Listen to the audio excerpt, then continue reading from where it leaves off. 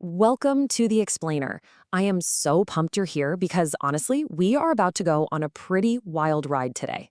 We're diving deep into the entire spectrum of visual literacy.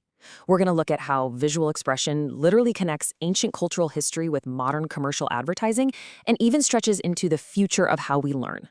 We all live in a world where we are just bombarded by images every single day, right? Well, by the end of this explainer, you're going to have the master key to decode absolutely all of it.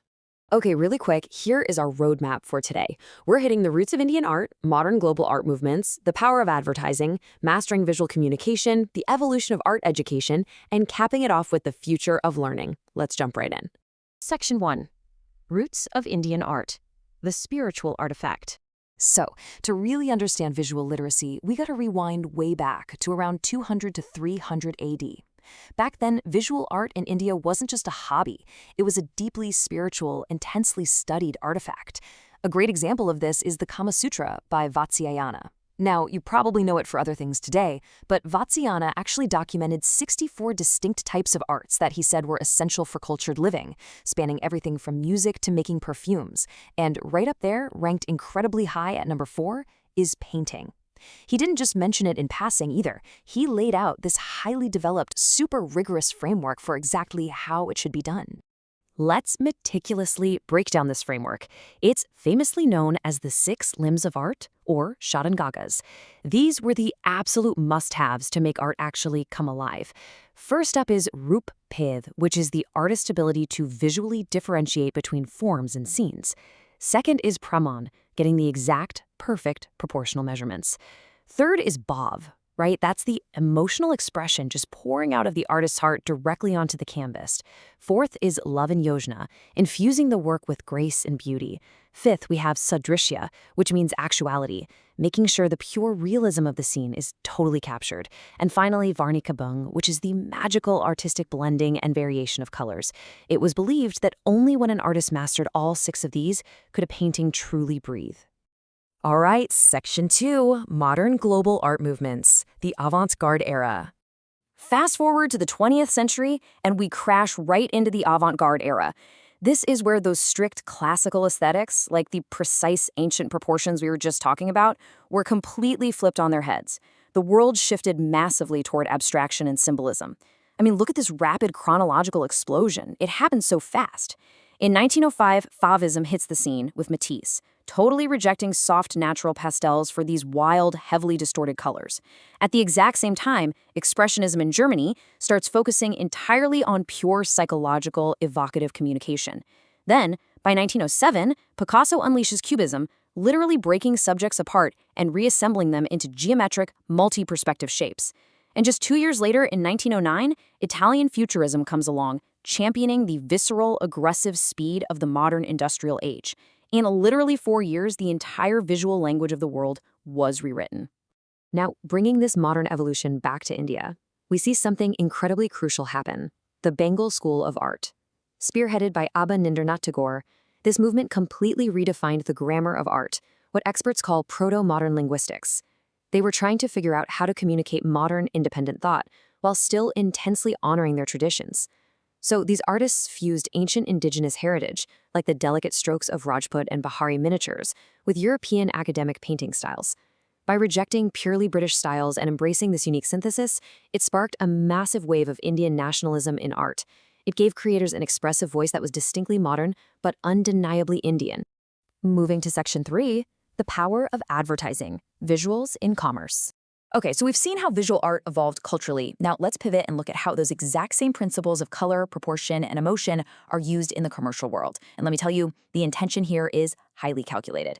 The Advertising Association of the UK has a perfect definition for this. They say it's paid communication specifically intended to inform and influence. In the business world, a visual design is not about self-expression. It is a strategic weapon. It's used to define a target market and persuade them to take action through visually striking campaigns. To actually pull this off effectively, businesses strategically divide their visual communications into different penetration levels. First, you have above-the-line advertising.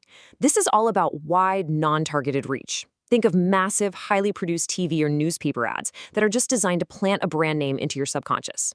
Then you have below the line. This is hyper-specific and totally focused on getting a conversion. We're talking about strategic in-store displays or sponsored local events where you can literally buy the product right then and there. And finally, through the line, which is a simultaneous mix of both. The perfect example here is cookie-based digital marketing. It builds brand awareness globally, but it instantly drives localized clicks and sales at the exact same time.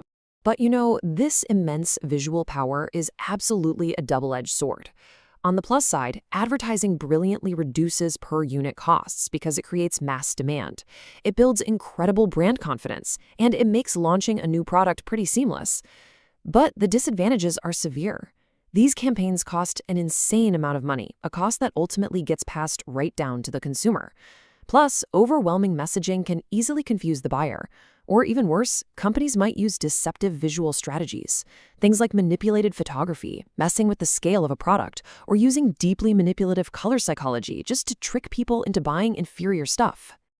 Which brings us to Section 4, Mastering Visual Communication, Designing the Message.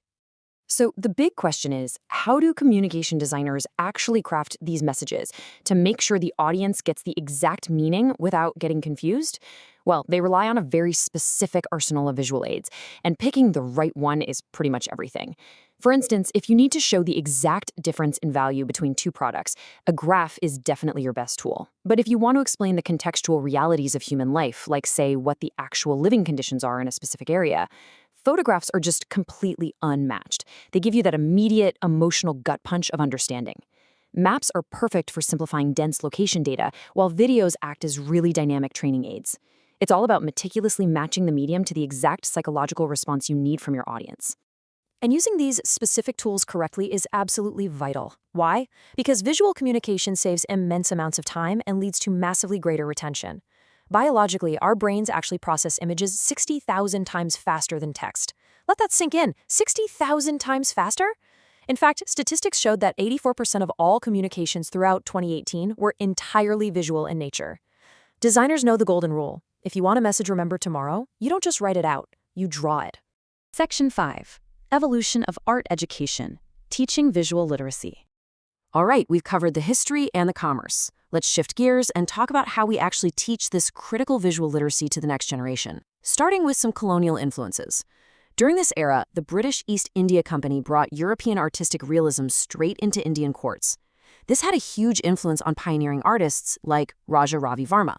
He mastered these European oil painting techniques, especially that dramatic Western lighting and stunning lifelike realism, but he applied them to purely Indian themes. He beautifully painted deities and epic myths, which ended up creating this highly accessible, cross-cultural visual education for the masses. Building on that momentum, we absolutely have to highlight Amrita Shergill. Her role in the domain of Indian modern art is second to none. She did this incredible thing where she took post-impressionism idioms from Europe, specifically using these vivid, highly unnatural colors and bold, deeply emotive brushstrokes, and she seamlessly incorporated them into indigenous traditions like the Ajanta cave paintings. By focusing her vibrant visual vocabulary on the everyday lives of people in rural villages, she significantly pushed the education and the entire evolution of Indian modern art forward. And finally, Section 6, The Future of Learning. Integrating the arts. Building on all this rich history, there is a massive realization happening in education right now. Art and visual literacy have to shift from just being an extracurricular afterthought to being a central discipline focus in schools. The backbone of this whole shift is Harvard psychologist Howard Gardner's theory of multiple intelligences. This is a real game changer. It breaks down that narrow idea of a single standard IQ and proves that we actually possess several different modalities of intelligence, like spatial, bodily kinesthetic, musical, and interpersonal skills. This theory is the secret sauce for our modern curriculum. It proves that integrating visual design and art directly impacts a student's social, educational, and emotional outcomes. It essentially supercharges their ability to think critically, communicate effectively, and collaborate in the 21st century. To practically support this, organizations like the NCERT are actively stepping up and revitalizing the educational syllabus. Instead of just isolating art in some single weekly class, they are pushing hard for cross-curricular integration. This means teachers are now encouraged to use visual arts to explain complex physics concepts or to map out historical events. By developing these highly flexible syllabuses and comprehensive teacher handbooks, they are working to ensure that visual education gets the genuine academic credit it deserves, helping to shape truly well-rounded learners. So we've traveled from the ancient spiritual proportions of the Shadangas all the way through the explosive avant-garde era into the highly calculated psychology of targeted advertising, and finally into the modern integrated classroom. You now understand the profound mechanics of visual expression. The big question I want to leave you with today is this. Now that you hold the master key to decode this entire spectrum of visuals, how will you use visual literacy to not just interpret the world around you, but to actively shape it? Thank you so much for exploring this fascinating topic with me today on The Explainer. Until next time, keep looking closer.